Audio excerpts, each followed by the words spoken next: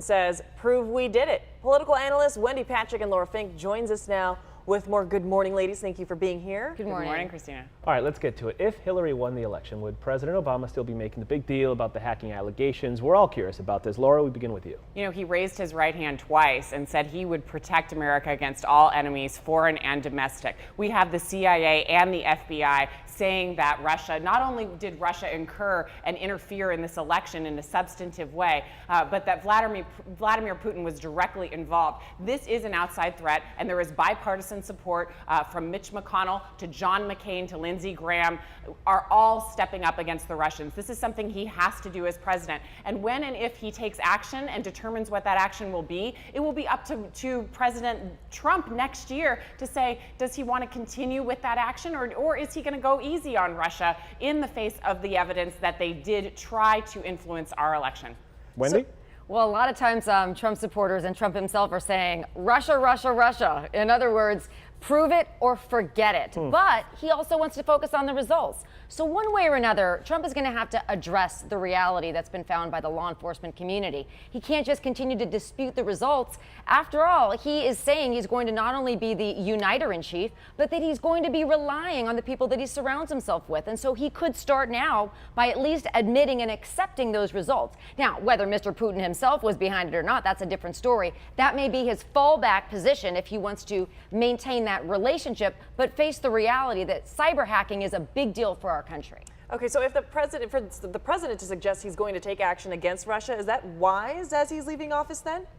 Well, it's something that he is constitutionally bound to do. If you're looking at the protection of the United States, then you need to make sure that you do have action when someone has been proven to try to shake the very ground that we walk on with respect to our democracy. Our democratic institutions and preserving them are absolutely essential to everything. Now, look, it's not a partisan issue, because the next time the Russians interfere, if, say, they don't like a policy of the next administration, they may interfere in support of the Democrats. It doesn't really matter. They shouldn't be monkeying around with our system and having influence. We have laws to try to prevent that, and our government needs to stand up. Now, Wendy, does Putin have plausible deniability here? I mean, they interviewed Julian Assange with WikiLeaks. They put out the emails. He said, hey, it wasn't any state that gave this to us. It wasn't Putin.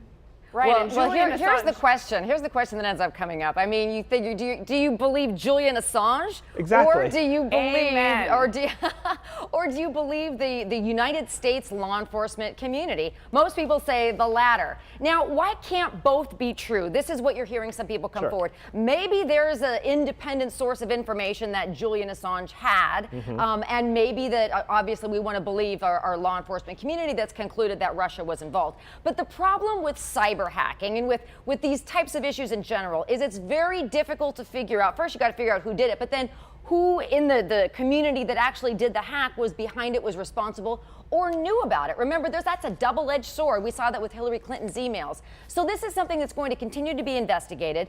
President Obama has started the ball rolling, and I know the Trump supporters are saying, gosh, why didn't this happen during the election? It did. To some extent, but we're going to have to continue that with the Trump administration. I believe come January 20th, he will.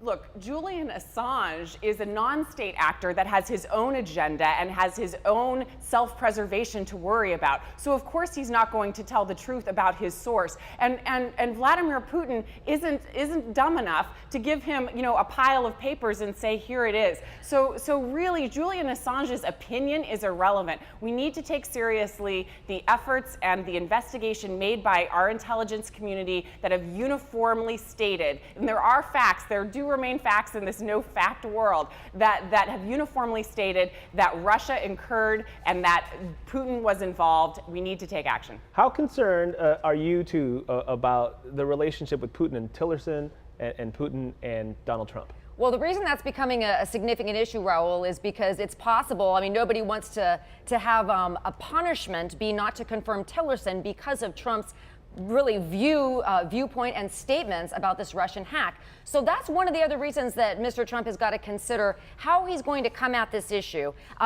He probably doesn't want it to delegitimize the election results, but on the other hand, he doesn't want it to be some sort of retribution in not confirming his nominees, starting with Tillerson. So like I said, I wouldn't be surprised if there's going to be a restructuring of his argument that maybe it is more important than he's let on, and obviously he cares about the security of the United States, and is going to have to work with the intelligence community and accept their results. All right, Wendy Patrick, Laura Fink. Now, I don't know if you guys are here next week. Oh, but... I wanted to say okay, something. Okay, I'll give you. I gotta let Laura. Okay, go ahead. Well, go ahead. I was just going to say I'm this. curious. There are two major problems with Tillerson. One is that he has got $500 billion worth of reasons to be friends with Russia. And that is the deal that he struck with Vladimir Putin that then got axed because Russia went in, invaded Crimea, and then there were international sanctions placed. So he's going to want to see that deal go through, as are his stock options. So he is incented to find friendship with Russia. The other thing is it's the first time we've ever had a Secretary of State that has a history of heading up a company that has gone directly against U.S. interests